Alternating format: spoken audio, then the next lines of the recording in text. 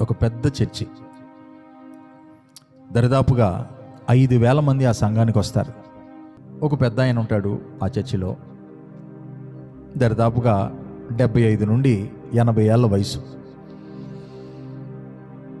ఆయనకి ఇవ్వబడిన పని ఏంటంటే, వచ్చినటువంటి వారి చెప్పులన్నీ కూడా లైన్లో పెట్టేటటువంటి పని.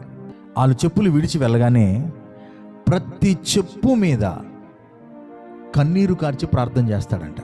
ఒక చుక్కైనా ఆ చెప్పు మీద కన్నీరు బొట్టు ఒలికేలాగా ప్రార్థన చేస్తాడు.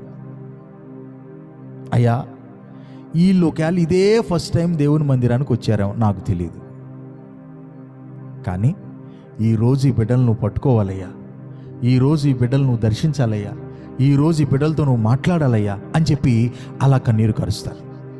కొన్ని చెప్పుల మీదేమో అయ్యా ఎన్ని బాధల్లో ఉండి వచ్చారో, ఎన్ని కష్టాల్లో నుండి వచ్చారో, ఇదిగో ఈ బిడ్డలను కూడా తాకయ్యా అని చెప్పి అలాగ ప్రార్థన చేసుకుంటా ఒక్కొక్క చెప్పును అలా జత పట్టుకుని లైన్లో పెడతా ఆ చెప్పుల మీద కన్నీరు కార్చుకుంటా ఆయన ఆ పనిని జరిగించేవాడు.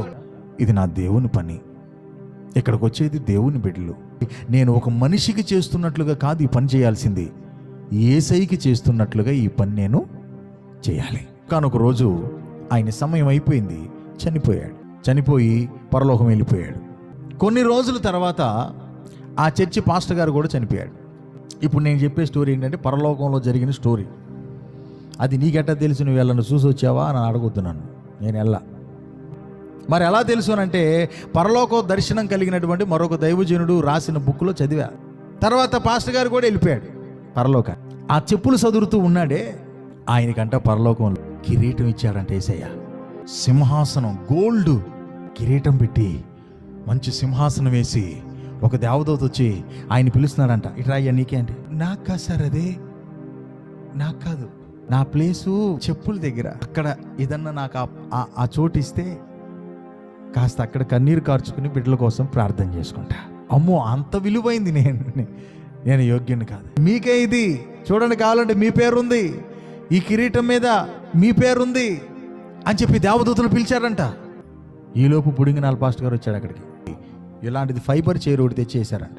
అదే మరి ఏమిటి, నాకు ఆ భూమి మీద మంచి అద్భుతమైన సింహాసనాలు ఉండేవి, మరి తప్పదు ఏం చేద్దామని చెప్పి దానిలో కూర్చుంటూ ఉండగా ఎదురుకుండా ఆయన కనపడ్డాడు. వాళ్ళ చర్చిలో చెప్పులు చదివేవాడు. ఒక్కసారిగా లేచి కూర్చుని వెనక్కి తన్నాడు. ఎవరెక్కడ, ప్లేస్మెంట్ మారింది, ఇది వాడికి అది మనకి.